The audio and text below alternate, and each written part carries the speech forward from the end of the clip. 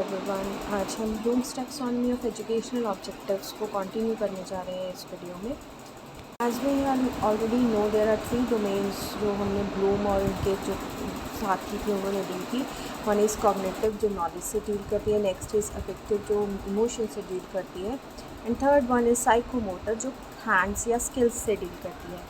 We have already discussed about cognitive domain. Now we will move to affective and psychomotor domain. So moving on to affective domain, this domain is given by Rathel and ये जो domain है वो feelings, attitude और emotions के साथ deal करती है।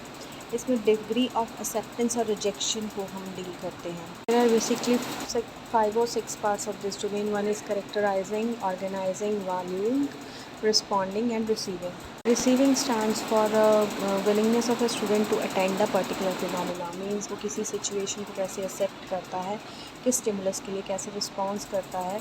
Responding में क्या होता है कि बच्चे की willingness होती है किसी चीज़ को participate करने के लिए, उससे जुड़े हुए कीवर्ड होते हैं। Valuing में हम find out करते हैं कि कोई चीज़ की कितनी वर्थ है, किसको किस तरह से किस एटीट्यूड या एप्रिसिएशन के साथ क्लासीफाई किया जा सकता है।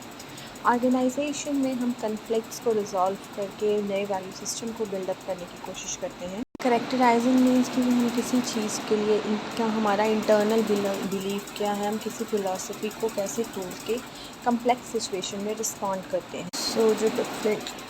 सो different keywords for different situations are receive में हम एक्नॉलेज करते हैं। Choose, describe, follow. रिस्पॉन्ड में कम्युनिकेट, कंप्लाई, कंसेंट। वैल्यू के जो है accept, adopt, approve, choose. Organise के लिए अडाप्ट, अडहियर, ऑल्टर, और करेक्टराइज के लिए कन्फर्म, कंटिन्यू, डिफेंड, डिस्क्लोज। इस टाइप के कीवर्ड्स जो हैं उनको यूज़ किया जाता है for writing the objectives. Third domain is the psychomotor domain and this domain deals with the abilities and skill की नेचर क्या होती है, या हम इसे कह सकते हैं कि ये स्किल्स या मोटर एक्टिविटीज़ के ऊपर बेस्ड है।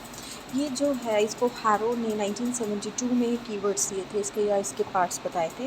बेसिकली देयर आर 6 पार्ट्स और 6 categories for writing the objective. Reflex moments, reaction that are not learn such as involuntary actions होते हैं, और इसके अलावा फंडामेंटल मोमेंट्स की हम बात करते हैं कि किसी चीज़ को कैसे पकड़ना है, कैसे वॉक करना है। परस्पेक्चुअल एबिलिटीज़ की हम बात करते हैं कि किस टाइप से हम स्टिमुलस और रिस्पॉन्स थ्योरीज़ को या विजुअल और ऑडियो को मेंटेन करते हैं। इसके अलावा फिज़िकल एबिलिटी, स्टैमिना वगैरह को बिल्डअप करने के बाद जो होते हैं वो इस कैटेगरी में आते हैं।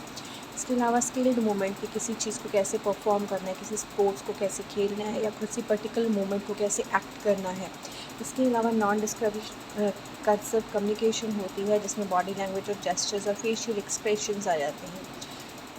ये सारी जो पार्ट्स हैं या 6 कैटेगरीज़ हैं, इनके अंडर हम इन सबको काउंट करते हैं और अकॉर्डिंगली हम यूज़ करते हैं ऑब्जेक्टिव्स लिखने के लिए इन सब चीज़ों को। I hope you get this. Thank you so much.